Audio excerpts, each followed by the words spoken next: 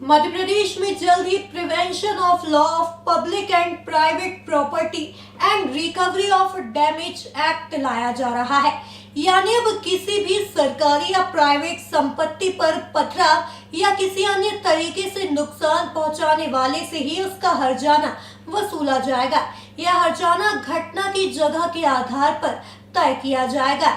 यानी अब उत्तर प्रदेश की ही भांति दंगाई, पत्थरबाज और दूसरों की संपत्ति को नुकसान पहुंचाने वालों को बख्शा नहीं जाएगा। वो कैसे, क्या है ये नए कानून और निर्देश, आइए आपको बताते हैं। मध्य प्रदेश सरकार एक निजी लोक परिसंपत्ति नुकसान निवारण एवं वसूली अधिनियम लेकर आ रही है। इस बार जो पत्थरबाजी करते हैं, शासकीय और निजी संपत्तियों को नुकसान पहुंचाते हैं, उन पर वसूली के लिए एक क्लेम ट्रिब्यूनल बनाने का है। ये ट्रिब्यूनल घटना स्तर के हिसाब से भी बनेगा। जैसे घटना ग्वालियर की है या जबलपुर की है, इंदौर की है, तो वहाँ पर वो ट्रिब्यूनल अपना काम करेगा।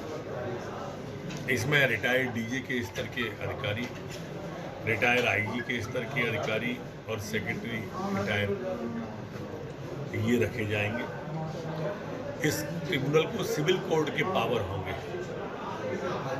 सरकारी संपत्ति के नुकसान की जानकारी कलेक्टर देंगे और निजी संपत्ति की जानकारी व्यक्ति स्वयं इस ट्रिब्यूनल को देगा। ये भू राजस्व संहिता में जिस तरह से वसूली के अधिकार हैं, वैसे अधिकार इसे रहेंगे।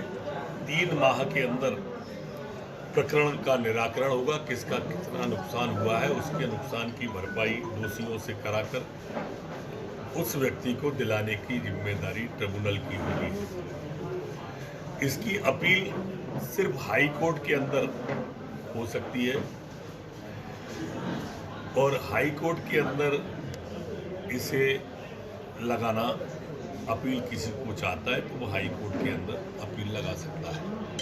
लेकिन जो दंगा करके पत्थरबाजी करते हैं, निजी संपत्तियों को नुकसान करते हैं, ऐसे लोगों को बख्शा नहीं जाएगा।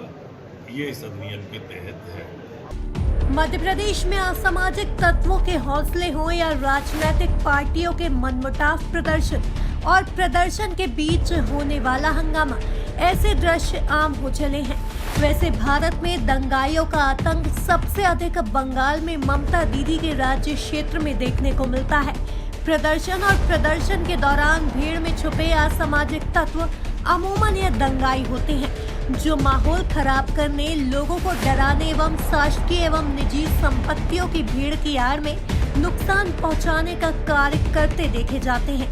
इसी दौरान आगजनी होना, जानमाल का नुकसान होना और संपत्तियों का नुकसान करना ही इन दंगाइयों का मकसद बन जाता है। लेकिन अब किसी प्रदर्शन या पथराव में शासकीय संपत्ति को नुकसान पहुंचाने वालों की खैर नहीं, क्योंकि अब मध्य प्रदेश में भी ऐसा कानून लागू किया जाना है जब दंगाइयों की निजी संपत्तियों से ही नुकसान को वसूला जाएगा।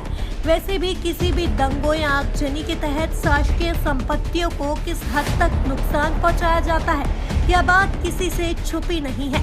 इस पर प्रतिबंध के तहत ऐसी घटनाओं को रोका जा सके, इसके लिए अब उत्तर प्रदेश की भांति कानून लागू किया जाना है।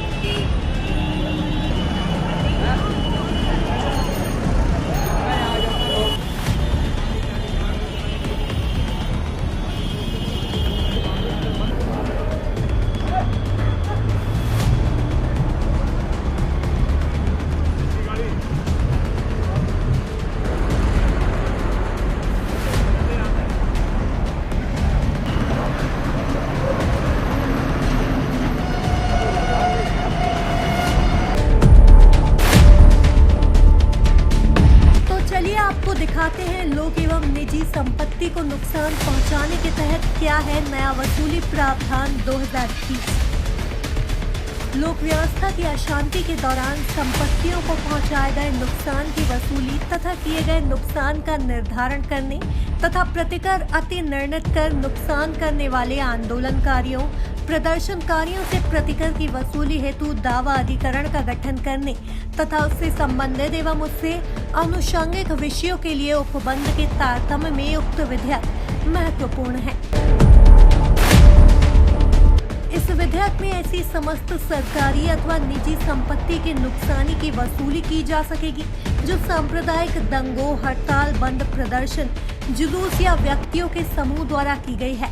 इनमें केंद्र सरकार, राज्य सरकार, स्थानीय निकाय के साथ ही सरकार, संस्थाओं, कंपनियों आदि की संपत्ति नुकसान भी शामिल है। राज्य सरकार द्वारा ऐसे क्षेत्र तथा ऐसी अवधि के लिए दावा न्यायाधिकरण का गठन अधिसूचित कर सकेगी जो इस विधेयक में उल्लेखित सरकारी एवं निजी संपत्तियों को नुकसान पहुंचाने के संबंध में प्रतिकर नियत कर सके। दावा न्यायाधिकरण मूल नुकसानी की 2 गुना तक की अवार्ड पारित कर सकेंगे। साथ ही अवार्ड पारित होने के 15 दिवस में भुगतान नहीं होने पर ब्याज एवं आवेदनकर्ता को दावा न्यायाधिकरण में प्रकरण में हुए खर्चे की वसूली के आदेश भी देने के अधिकार होंगे। दावा न्यायाधिकरण को नागरिक प्रक्रिया संहिता 1908 के अंतर्गत सिविल कोर्ट के अधिकार एवं शक्तियां वैश्चित होंगी। हर्जाना या मुआवजे का निर्धारण यथासंभव आवेदन करने के 3 माह में करना आवश्यक होगा। पुलिस द्वारा अपराध घटित होने पर अपराध की कार्यवाही इस अधिनियम के प्रावधानों अनुसार कार्यवाही बाधित नहीं होगी। दावा न्यायाधिकरण के आदेश केवल मान उच्च न्यायालय में अवार्ड पारित होने के 90 दिन में चैलेंज किए जा सकेंगे।